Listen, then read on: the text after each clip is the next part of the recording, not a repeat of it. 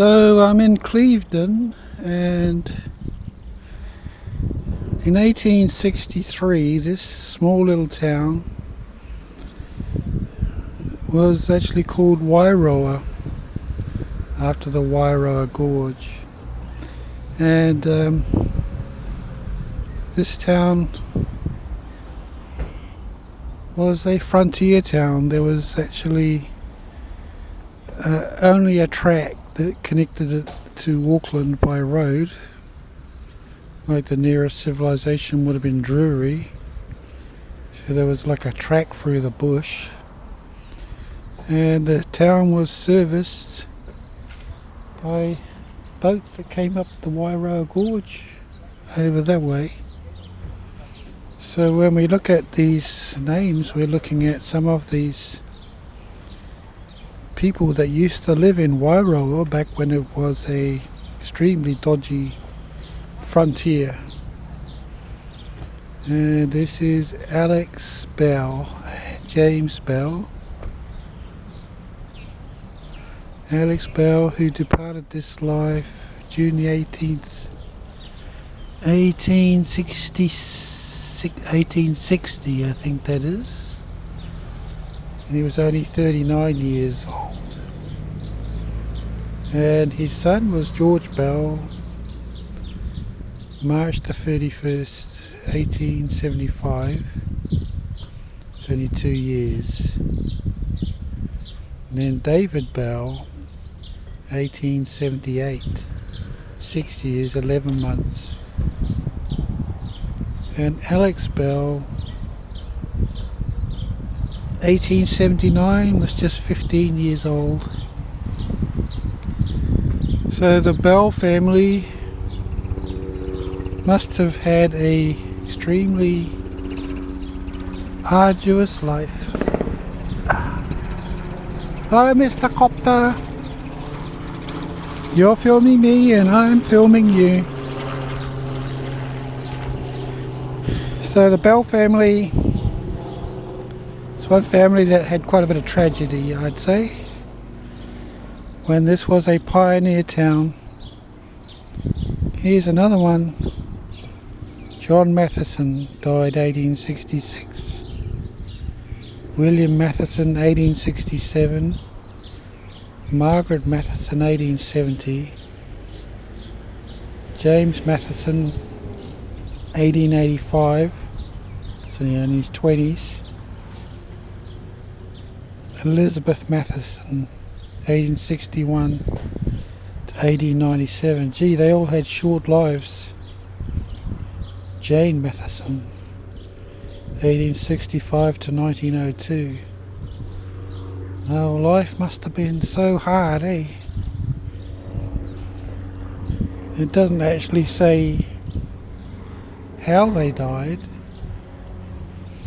but this was a frontier town, and in 1863 there was a war between the Maoris and the settlers, and this would have been right in the middle of it. A very dodgy place. So I don't know what they were doing out here. What were they farming? What were they growing, or were they grazing?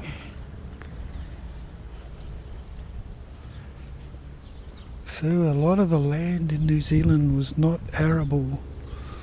A lot of it was poisonous because of volcanic activity. So all the land in central North Island of New Zealand was totally poisonous because of the eruption of Lake Taupo, and nothing would grow there but tussock grass, and the only thing that would live on the tussock grass was horses.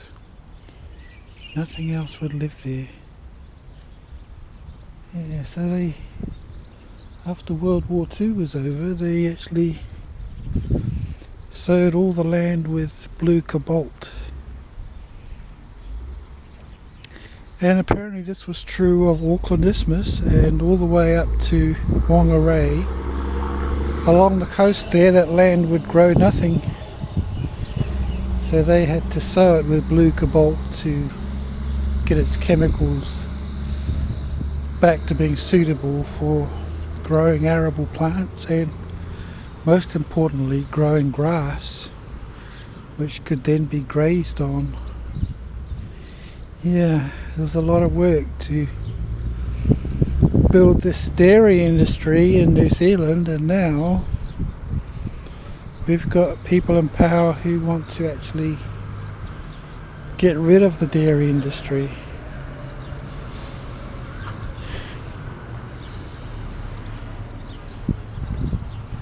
Here's another one of the Bell family, Alan Story Bell, 1911 to 1996, so he only died recently.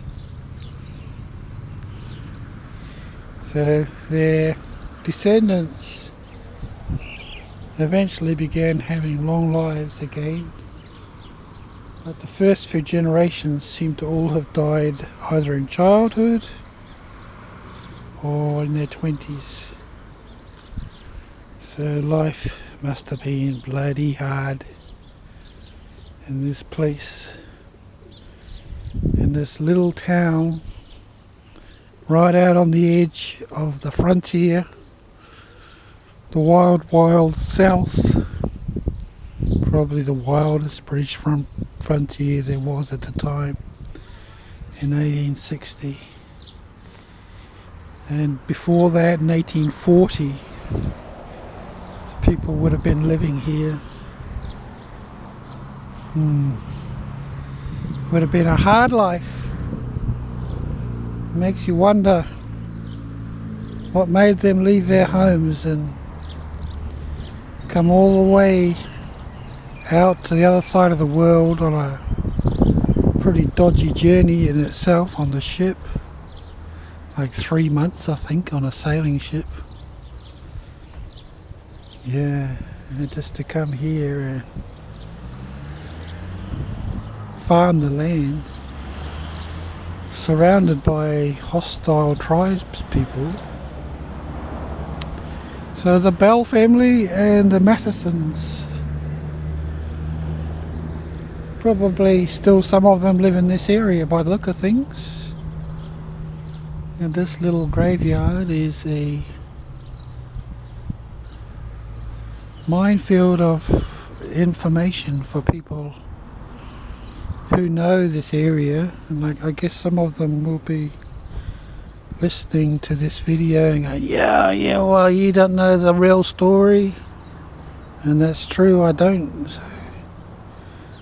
the only other story I heard from this area is that the boat, which would have been a steamship, came up the Wairoa Gorge there, and the propeller got tangled up with weeds or something, and the guy swam down, the engineer I guess, or was it one member of the crew anyway, swam down underneath the boat and was trying to untangle the propeller, and suddenly the propeller spun and hit him on the head and killed him.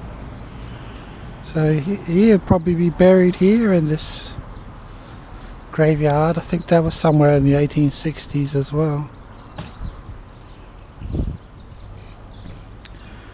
Yes, there'll be some really great stories from this area. Apparently there was one couple that lived right up there in the Wairoa Gorge, and they'd only see them once a year. They'd come down to pick up their supplies and off they would go. So, wow, hardy people, eh? Very hardy people.